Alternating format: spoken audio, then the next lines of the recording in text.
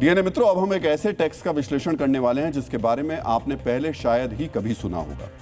इस टैक्स का नाम है ऑर्फन एंड विडो सेस, यानी अनाथ और विधवा कर। अनाथ और विधवा कल्याण के नाम पर हिमाचल प्रदेश की सुक्खू सरकार ने यह टैक्स लगाया है। मित्रों, भारत वेलफेयर स्टेट यानी एक कल्याणकारी राज्य है। लोगों के कल्याण के लिए सरकार योजनाएं चलाती है, उनके लिए बजट का आवंटन करती है। लेकिन हिमाचल प्रदेश में समाज के सबसे मजबूर लोगों यानी अनाथों और विधवाओं के लिए सरकार के पास पैसे की इतनी कमी है कि उसे नया टैक्स लगाना पड़ा है। और संवेदनहीनता इतनी ज्यादा है कि बाकायदा इसका नाम भी अनाथ और विधवा सेस रख दिया गया है। इस सेस का नाम सुनकर ऐसा लगता है सरकार अपने बजट से उनका कल्याण करने में असमर्थ है। सरकार के पास इतने पैसे नहीं है कि वो उनके लिए कुछ कर सके।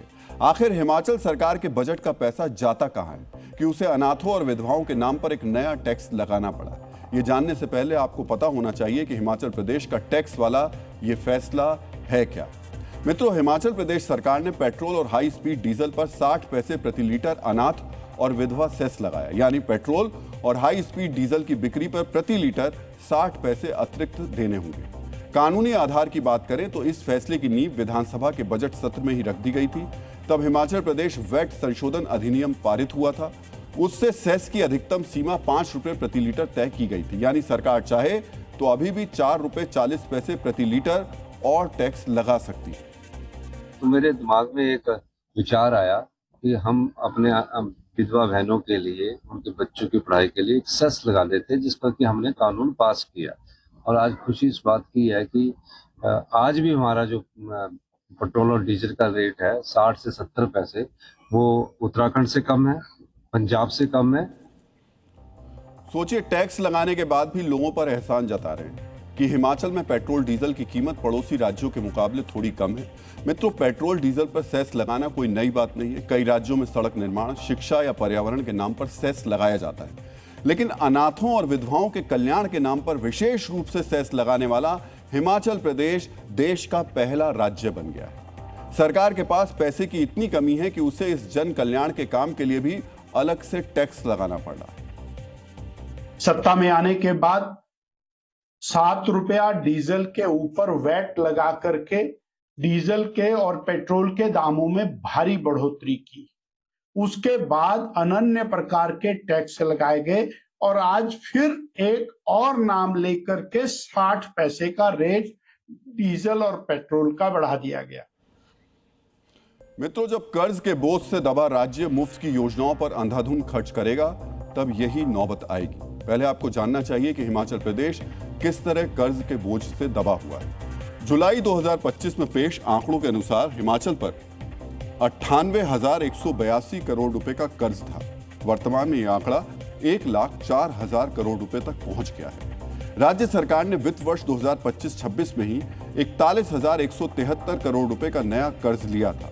इसमें से 32,004 करोड़ रुपए केवल पुराने कर्ज को चुकाने में खर्च किए गए, यानी सरकार असल में कर्ज चुकाने के लिए नया कर्ज ले रही है। इसे ही कर्ज के जाल में फंसना कहते हैं। दूसरी तरफ राज्य के कुल बजट का 70% हिस्सा केवल सरकारी कर्मचारियों के वेतन, पेंशन, कर्ज के ब्याज और कर्ज का मूलधन चुकाने में चला जाता है, यानी 100 रुपए में से 70 रुपए इन चारों मद में चले जाते हैं।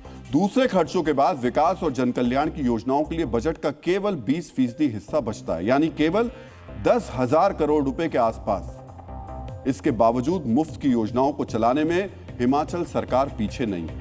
इंदिरा गांधी प्यारी बहना सम्मान निधि के जरिए महिलाओं को हर महीने 1,500 रुपए दिए जाते हैं। इस पर सालाना 800 करोड़ रुपए का खर्च का अनुमान है। वहीं मुफ्त बिजली योजना पर 2024-25 में 1,936 करोड़ रुपए खर्च हुए थे। इसके अलावा महिलाओं को सरकारी बसों के किराए में 50% छूट दी जाती है। इस पर अलग से खर्च का कोई स्पष्ट आंकड़ा उपलब्ध नहीं है, लेकिन यह भी करोड़ों में होगा। मित्रों, आमदनी कम और खर्च ज्यादा होने का यह नतीजा निकला कि सरकार को कभी कर्मचारियों को वेतन देने में दिक्कत होती है, तो कभी विधायकों से वेतन भत्ते ना लेने की अपील करनी पड़ती है।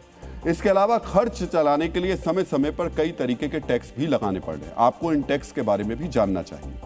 हिमाचल सरकार ने शराब की हर बोतल की बिक्री पर 10 रुपए का मिल्क सेस लगाया, जिससे सालाना 100 करोड़ रुपए जुटाने का लक्ष्य रखा गया। सितंबर 2025 में सीमेंट पर टैक्स 11 रुपए से बढ़ाकर 16 रुपए प्रति बैग कर दिया गया। बाहरी राज्यों से आने वाली गाड़ियों पर 100 रुपए से लेकर 900 रुपए तक का एंट्री टैक्स लागू किया गया। 2024 में सीवरेज कनेक्शन के नाम पर शहरी क्षेत्रों में 25 रुपए का टैक्स लगाया गया।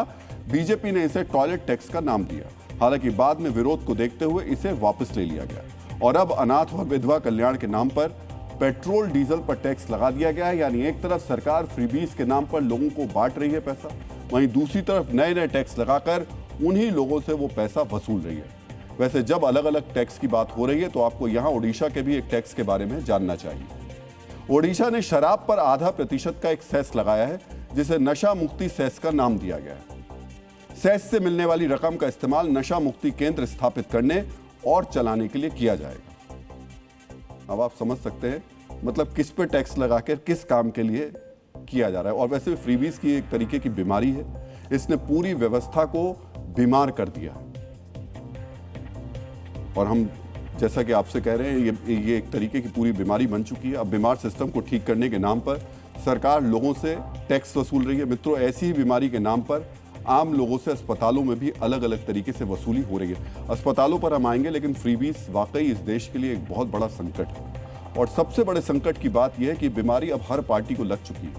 कोई भी, चाहे वो कांग्रेस हो, चाहे वो बीजेपी हो, आम आदमी पार्टी तो इसमें पुरोधा है। हर पार्टी इस फ्रीबीज के नाम पर, समाजवादी पार्टी, कोई भी पार्टी आप ले लीजिए, साउथ में तो सोना तक बांटा जाता है, लेकिन ये नहीं देखा जाता है कि हमारा बजट जन कल्याणकारी योजनाओं में खर्च कैसे होगा।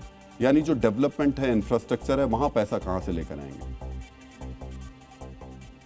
लेकिन हर किसी को वोट चाहिए और वोट अब फ्रीबीज के नाम पर वसूलना, या वसूलना ही कहा जाएगा इसको, क्योंकि ये जन कल्याण के नाम पर, विकास के नाम पर तो है नहीं।